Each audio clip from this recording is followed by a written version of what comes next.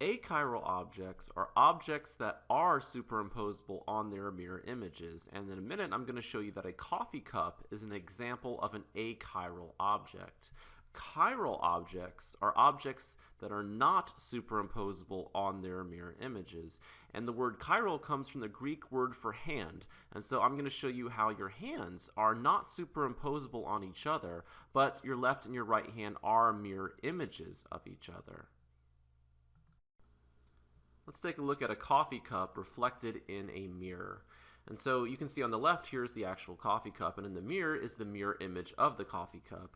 And I'm going to pull out the coffee cup to make some space, and I'm going to put what I saw in the mirror image, right next to it. So here I have another coffee cup, so that's its mirror image. And I'm going to take the coffee cup on the right, I'm going to rotate it. And so as I rotate it, you can see that it is superimposable with the object on the left, right? So the mirror image is superimposable, and that's the definition of an achiral object. So we say that a coffee cup is achiral. Now let's try the same thing with a molecule. So this is difluoromethane, so the green are the fluorine atoms, and in the mirror you can see the mirror image. So once again I'm going to pull the molecule away and put what I saw in the mirror image right next to it. And I'm going to rotate the mirror image, so the one on the right, I'm going to rotate it to see if it's superimposable with the one on the left. And so I take it, and as you can see as I rotate, right there you can see that it is superimposable with the molecule on the left. And since the mirror image is superimposable, we say this is an achiral molecule. So these are actually two of the exact same molecules represented here. Now let's look at my hand. So my left hand, and in the mirror you can see my right hand, or what looks like my right hand. So I'm going to take my left and my right hand together. We've just shown that they are mirror images of each other. And then I'm going to try to rotate my right hand to see if it's superimposable with my left hand. And so you can see here I have my palms both up, but my thumbs are not pointing in the same direction, so they're not superimposable here. And so I'm going to try again. I'm going to try to rotate it, right? So now my thumbs are in the same position, but my palms are not in the same position.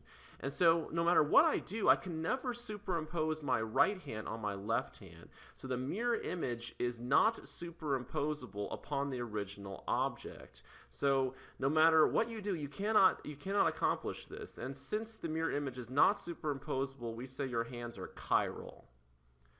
Now finally, let's take a look at a molecule. So the white is hydrogen, green is fluorine, red is bromine, and yellow is chlorine. And so I have the molecules on the left, and in the mirror is the mirror image. So I'm going to pull out that molecule and once again leave some space and put what I saw in the mirror right next to it. So there's the mirror image. So I have these two mirror images of each other. I take the one on the right and I try to rotate it to see if I can superimpose it with the one on the left. And so here I just rotated it a little bit there. And you can see that the bromine atoms are in the same position. However, the chlorine and the fluorine, the yellow and the green, are not in the same position. So I cannot superimpose it here. I try again. I rotate it some more, and you can see the yellows are in the same position, the chlorine and also the hydrogens.